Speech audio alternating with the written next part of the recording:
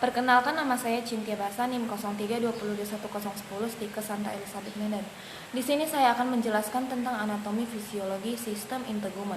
Sistem integumen adalah organ tubuh terbesar yang membentuk penghalang fisik antara lingkungan eksternal dan lingkungan internal tubuh yang berfungsi untuk melindungi dan memelihara.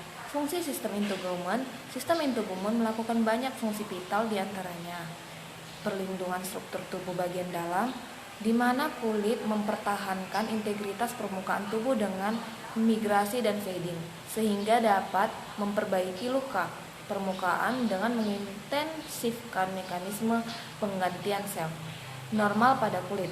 2. Persepsi sensorik, di mana serabut saraf sensorik ini berasal dari akal saraf, sehingga memberikan sensasi ke area tertentu dari kulit yang disebut dermaton. Serabut ini mengirimkan berbagai sensasi seperti sentuhan, nyeri, tekanan, suhu, dan gatal dari kulit ke sistem saraf pusat. Yang ketiga itu pengatur suhu.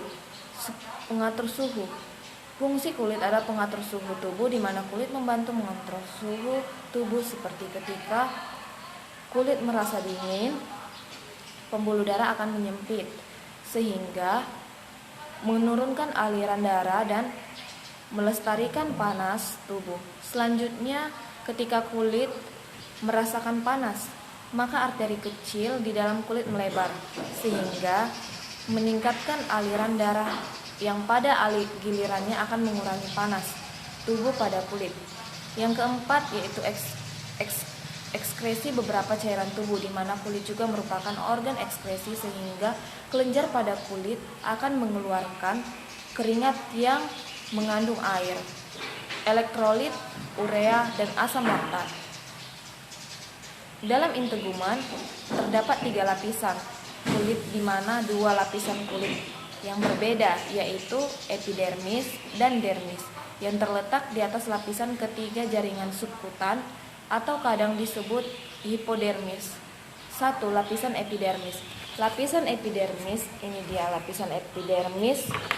Lapisan epidermis adalah lapisan terluar. Lapisan terluar dan ketebalannya bervariasi kurang dari 0,1 mm pada kelopak mata sehingga lebih dari 1 mm pada telapak tangan dan sol. Epidermis ini tembus pandang sehingga memungkinkan cahaya untuk melewati lapisan epidermis. Di dalam lapisan ini terdiri dari stratum corneum atau lapisan tanduk, di mana lapisan ini merupakan lapisan terluar dan terdiri juga dari membran sel yang tersusun rapat dan keraton. Stratum lucidum, ini stratum lucidum, lapisan bening, di mana lapisan ini menghalangi keluar masuknya air karena pada kulit tipis lapisan ini tidak ditemukan. Stratum granulosusum atau lapisan granular, di mana lapisan ini bertanggung jawab untuk pembentukan keratin pada beberapa kulit tipis yang mungkin tidak dapat ditemukan. Stratum spinosum atau lapisan berduri, di mana lapisan ini juga dapat membantu pembentuk keratin dan kaya akan asam ribonukleat. Stratum basale ini atau lapisan basal yang merupakan lapisan terdalam dan menghasilkan sel-sel baru untuk menggantikan sel-sel keratin superfisial pada lapisan ini. Terdapat melanosil, yaitu sel pembentuk warna kulit atau pigmen yang berfungsi untuk melindungi kulit dari radiasi. Selanjutnya ada dermis. Dermis yaitu di bagian sini dermis. Dermis itu disebut juga corium, yang merupakan lapisan kulit kedua yang elastis, mengandung dan mendukung pembuluh darah seperti pembuluh limfatik, saraf, dan pelengkap epidermis. Dermis ini memiliki 2 lapisan.